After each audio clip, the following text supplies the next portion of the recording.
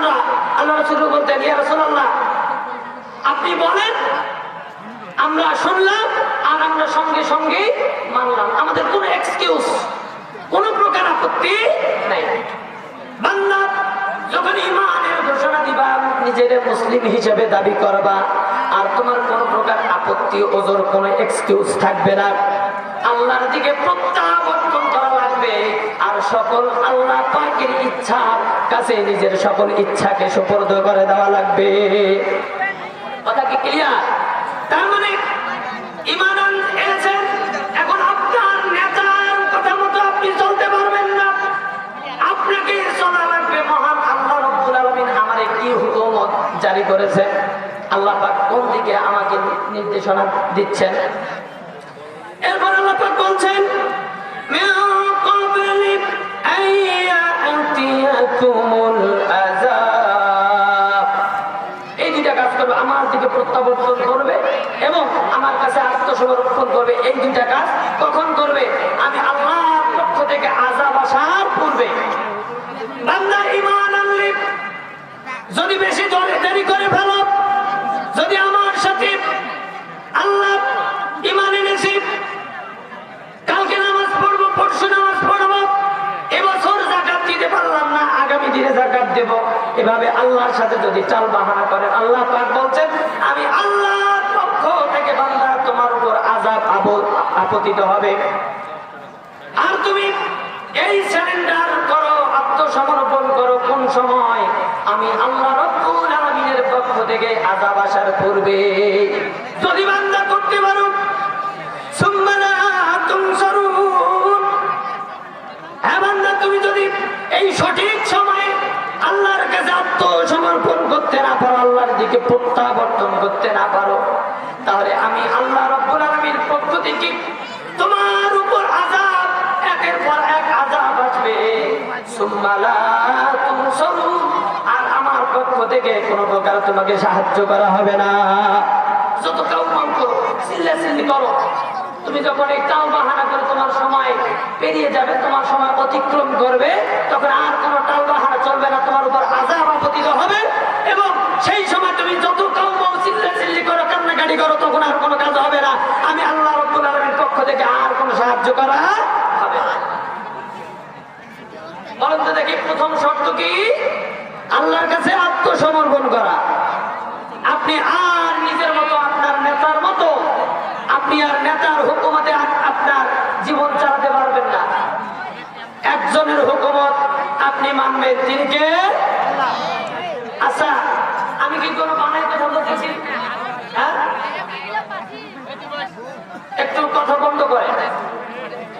এরপরে আসেন, আল্লাহ রাব্বুল আলামিন বান্দাকে দ্বিতীয় নাম্বার শর্ত দিচ্ছেন, বান্দা লা ইলাহা পড়েছো, এই ঘোষণা দিয়েছো, মুসলমানের ঘরে জন্ম নিয়েছো, তুমি যদি এই লা ইলাহা শর্ত পূরণ করতে যাও বান্দা, যদি তুমি ঈমানের পরে জান্নাতে যেতে যাও, তোমার দ্বিতীয় নাম্বার শর্ত আমার পক্ষ থেকে শর্ত পূরণ করা লাগবে। দ্বিতীয় নাম্বার শর্ত হচ্ছে বান্দা,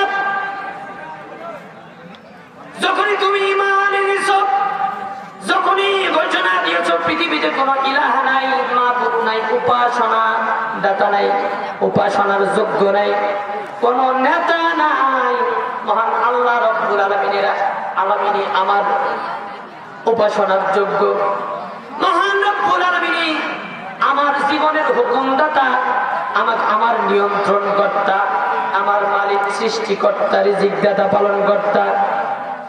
এটা তুমি যেহেতু মেনে নিয়েছো, যেহেতু প্রথম শর্ত বান্দা তুমি যখন মেনে নিলে, দ্বিতীয় নাম্বার তোমার শর্ত পূরণ করা লাগবে, সেটি হচ্ছে ওয়ালাকাদ বা'আসনা ফি কুল্লি উম্মাতির রাসূলান আন ইবুদুল্লাহা ওয়াজতানিবুত তাগুত। জোরে বলেন আল্লাহু আকবার।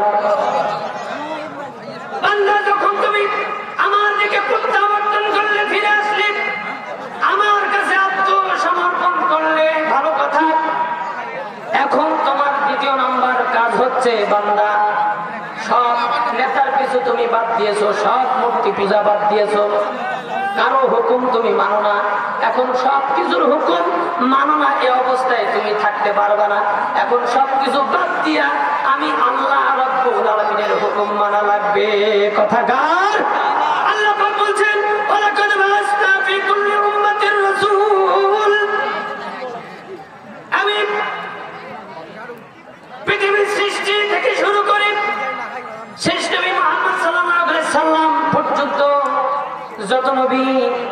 যত নবী পৃথিবীর জমিনে প্রেরণ করেছে, তাদের ঘোষণা ছিল আনি ইবুদুল্লাহ, আল্লাহর ইবাদত করো।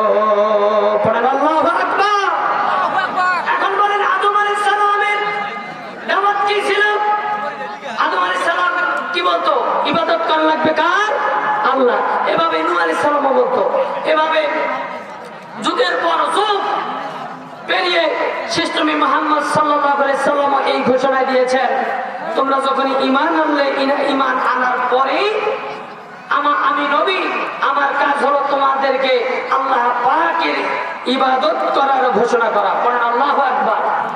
আল্লাহ পাক বলছেন দ্বিতীয় নম্বর শর্ত হচ্ছে, বান্দা তোমার আমি আল্লাহর ইবাদত করা লাগবে, ওয়াজতানিবুত তাগুত, এবং পৃথিবীতে শয়তান প্রদত্ত সকল প্রকার কার্যক্রম থেকে নিজেকে বিরত রাখা লাগবে। আসলে আমার শ্রোতারা যদি আমার দিকে মনোযোগ না দেয়, আমার কথাও বের হবে না, এবং মনোযোগ নষ্ট হয়ে গেলে মানে যেটা কথা বলতে চাচ্ছি সেটাও বের হবে না। আচ্ছা বলেন, আপনারা কি কোরআন শুনতে এসেছেন? যদি কোরআন শুনতে আসেন তাহলে কোরআনের হক আদায় করেন। আল্লাহ রাব্বুল আলামিন বলছেন, আমি প্রত্যেকটা নবী রাসূলকে পৃথিবীতে পাঠিয়েছি এই ঘোষণা দেওয়ার জন্য